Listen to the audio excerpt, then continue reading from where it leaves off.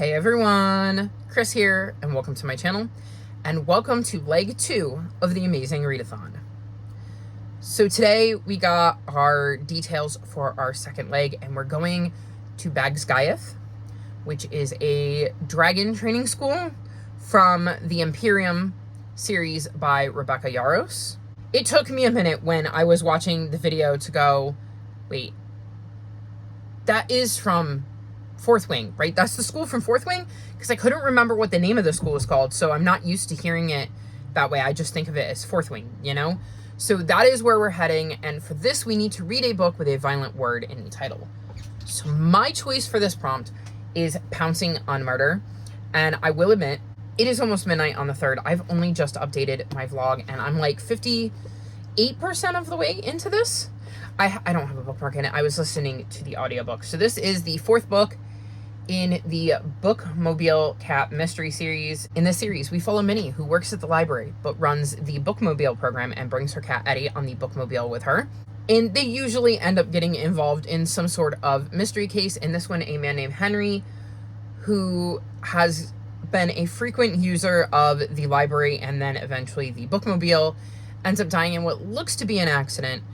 But when Minnie is out delivering books to a different Bookmobile user, finds out that Adam, who is a friend of Henry's, does not think it was an accident, thinks it might be murder, and thinks he might also be in danger.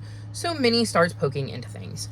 I think so far this might be my favorite book in the series. I'm very curious about the mystery. I think that the storyline that is going on with the characters we see in each and every book, like the one that kind of runs through all of the books, is also taking some interesting turns in this one. So I'm having a really, really good time with this one, and I'm glad that of all the books I could have chosen, I decided to continue on with this particular series. Even though I haven't loved the first 3, this one is hitting all of the right notes. So when this prop dropped, I was chilling in bed after having put in my air conditioner, and I was reading Fugitive Telemetry for a sightseeing prompt, which I didn't know which one. I was just reading it because I had Libby Chicken and I was going to figure it out later. And it actually works out perfectly because one of the sightseeing prompts for Basgiath is read a book with no a, an, or the in the title.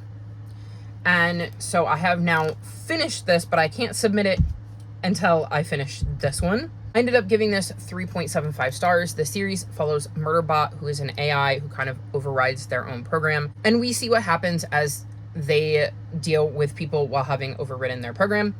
In this particular one, Murderbot is assisting with a body, trying to figure out who this body is, what happened to them, like how they died, and why they ended up dead. I gave this 3.75 stars. I thought this was a decent addition to the series. I liked piecing the mystery together with Murderbot. I liked seeing their interactions with the characters we come across in this one. I think this was a perfectly good addition to the series, and it made me invested enough to immediately pick up book 7. So instead of picking up this, knowing I can't submit anything until I finish this, I picked up this, and I managed to get to page 46. I might have actually read these out of order. I don't think so, though, because this says following the events in Network Effect. And the way it's listed in the description here is Fugitive Telemetry and the Network Effect, but I'm almost positive that Fugitive Telemetry is book 6. Weird. See, Network Effect is a standalone Murderbot novel. Interesting. This is a weird series to try to figure out the order to read it in. Anywho, this follows on from the events of book 5. And I can't really tell you what Murderbot is up to in this one because it would spoil some of the events from book 5. But I'm enjoying this one so far.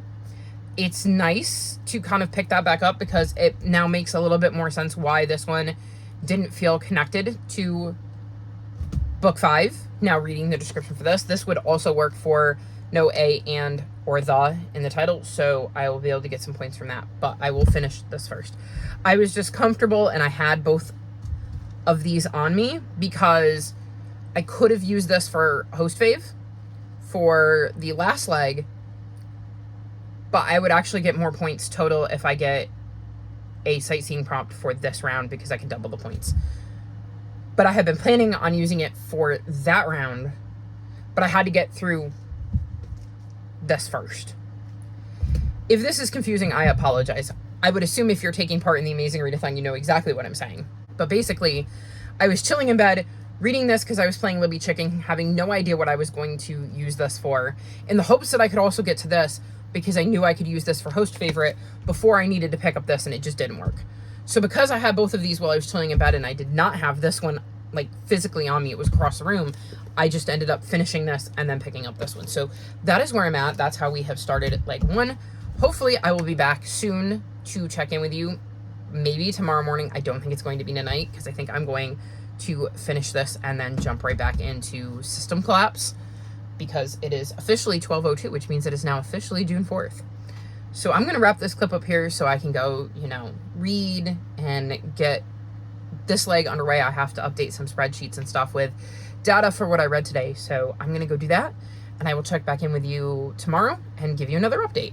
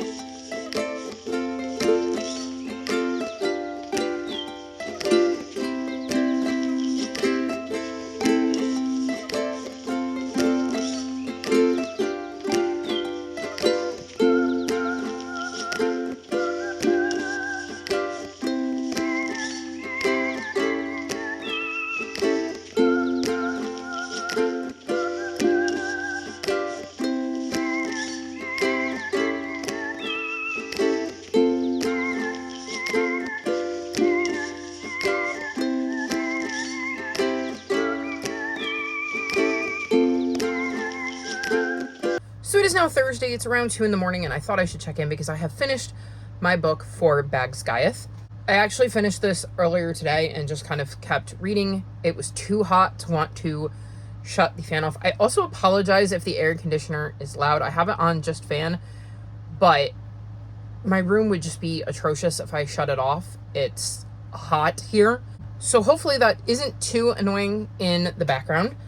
But I finished Pouncing on Murder, and I ended up giving this 4 stars. I think this is my favorite book in the series so far. I really enjoyed the mystery that Minnie had to solve in this one. I thought that there was a lot going on with that I enjoyed. I believe I mentioned in the last clip that a grumpy maple syrup seller named Henry dies, and it looks like an accident, and he was a patron of the bookmobile that Minnie drives. And another person who ends up getting books delivered via the bookmobile, Adam, was his friend and was there when he died and doesn't think it was an accident. So Minnie starts looking into things, and I just thought it was really intriguing. This mystery kept my attention. I thought there was a lot of interesting things going on in the background story, the one that kind of flows through each of the books, so like Minnie's personal relationships and things like that. I am definitely more invested in this series now than I was when I finished book 3, so we're making some progress.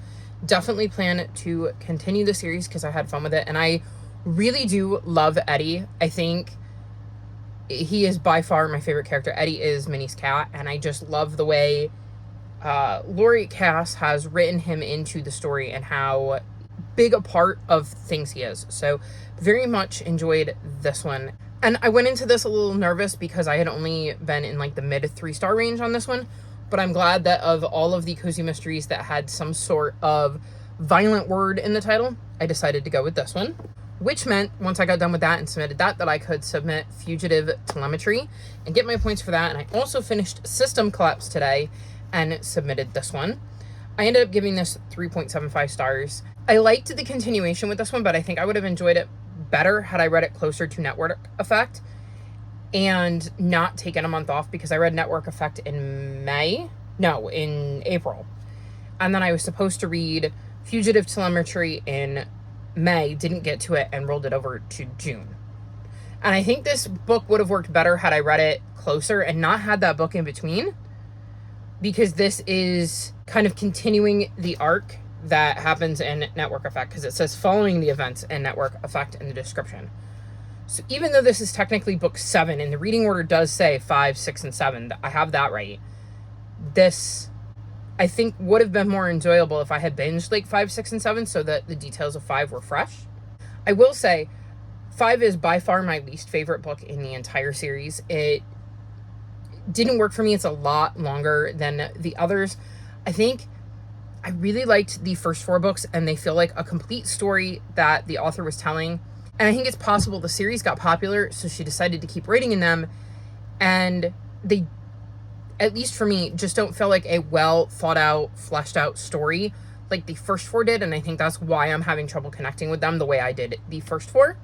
But I still like Murderbot. I still like following them and seeing what they get up to. And I would definitely read more books should there be more. I think, based on my research, there should be. So if and when they come out, I will most likely give them a try. So not my favorite in the series, but I still enjoy the series as a whole and would recommend it. Then I decided to pick up All Roads Lead to This because it's an ebook I have.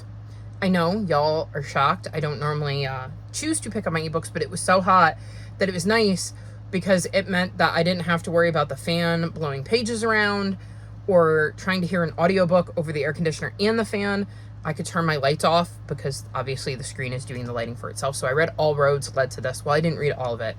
I'm like 170 pages into it. This follows Cedric and Ruben, who are best friends, and they work at this plant shop in South Africa. And their boss gets the opportunity to get these super rare plants, but isn't able to make the trip to go pick them up herself. So Cedric volunteers himself and Ruben to go pick them up.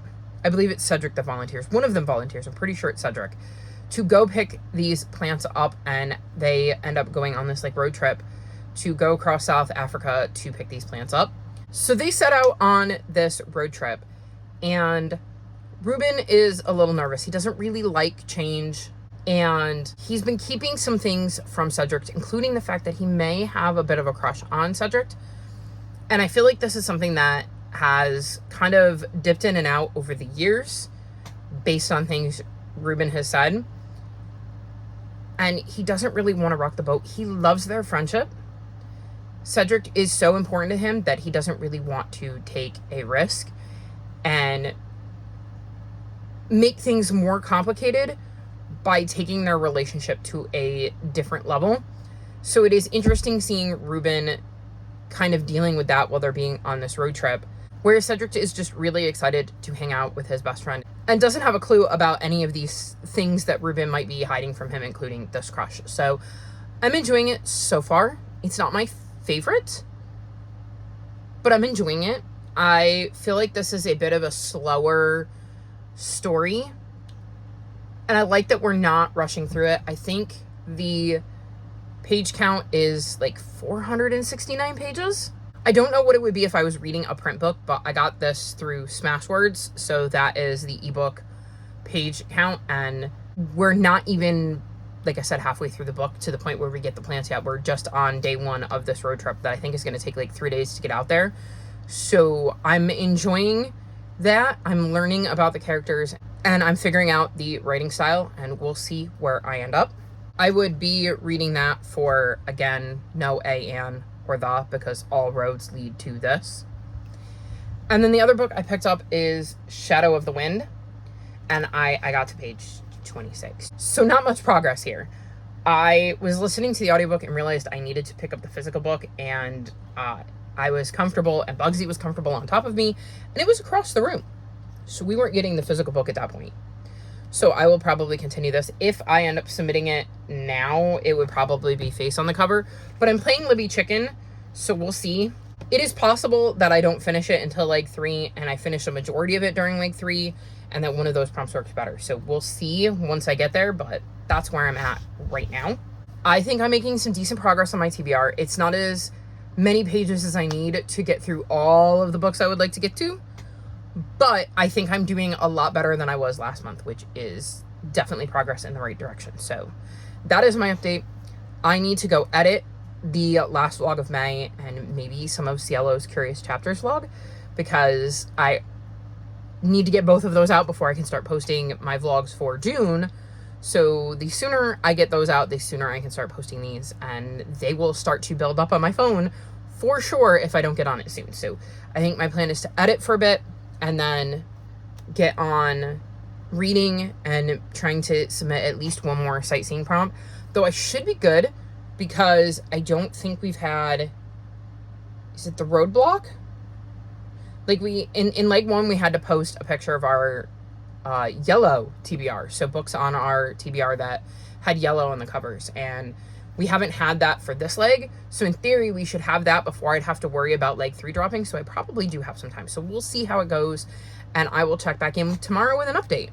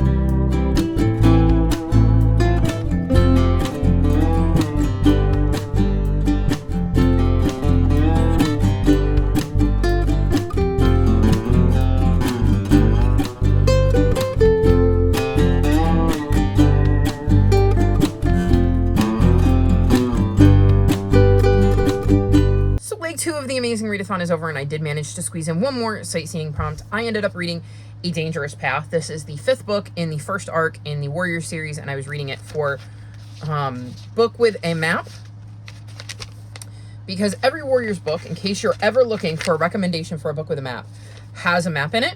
And this is one of my favorite series. I'm doing a reread of this series, and it is a series that follows forest cats that live in clans and have to coexist. It is one of my favorite series. I gave this one 3.75 stars. This is one of my least favorite books, possibly in the whole entire series. Not that it's bad, there's just a lot going on, and a lot of it is sad. I think that's the best way to put it, is our characters are just going through so much in this book that sometimes it can be a downer to read. It is necessary for the story, and it is really good at making the story work, but I never love reading it because of how sad it is. I'm also still really, really loving my reread because I'm loving seeing which events happened in which book and forgetting how much was crammed into each book in the beginning, because obviously I know where this is going, and I knew certain things, and I couldn't remember whether they happened in this book or in book 6. But as I was reading, I was like, I'm pretty sure they happened in this book, but how? How are they going to cram that in based on where I am in the book versus how many pages are in the book? So that was really, really interesting, and it was fun rediscovering that. So I had a really good time with this, even though it isn't my favorite book in the series, and it just doesn't live up to those highs. And I think this is a book that, when I say 3.75 stars, I'm comparing it to the other books in the series more so than my general rating scale, because it's really hard to not do that with the series. Hopefully that makes sense. But that was the only other book I was able to get in before prompt 3 dropped. I did make the decision to DNF Shadow of the Wind. I got to page 92. So I read the first chapter of this in a try a chapter vlog. I went back to it for June for my readathon. I decided I was going to pick it up. The audiobook came in, and it was a few chapters after that that I started to question whether this is going to be a book for me. there is a bit of a mystery involved. We're following a boy named Daniel in Barcelona in 1945, and his father brings him to this, I think it's like this cemetery of lost books or something like that, and he picks out this book called The Shadow of the Wind, and soon discovers that people have been destroying this author's works, and this might be one of the last copies of any of this author's works. And him having that leads him into this giant mystery of who is trying to burn all of these books, why, and is he safe? And that part is intriguing.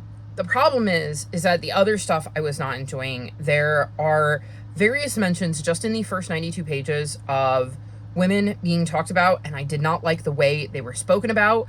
I didn't like the language that was used. It made me feel very icky. And while some of the reviews of this book give it glowing reviews, I really loved it, there were others I saw that might have still given it a really good review, but talked about the fact that they gave it that despite the fact that they also too found the way that women were talked about uncomfortable and icky. And then there were other people who gave it lower ratings because of the way women were talked about. And I'm like, I'm just not willing to invest my time in this book when it is making me feel that gross. And I'm only 100 pages in. I understand that apparently a lot of people like this book. There's a lot of high ratings. Like, I think the average rating on Goodreads is very high, but I just cannot sit through that. It is not doing anything for me, and it completely turns me off every time it comes up. And I just could not bring myself to continue reading it. So we're going to DNF this and move on. Unfortunately, I was not 50% through that, so I could not claim any points for it.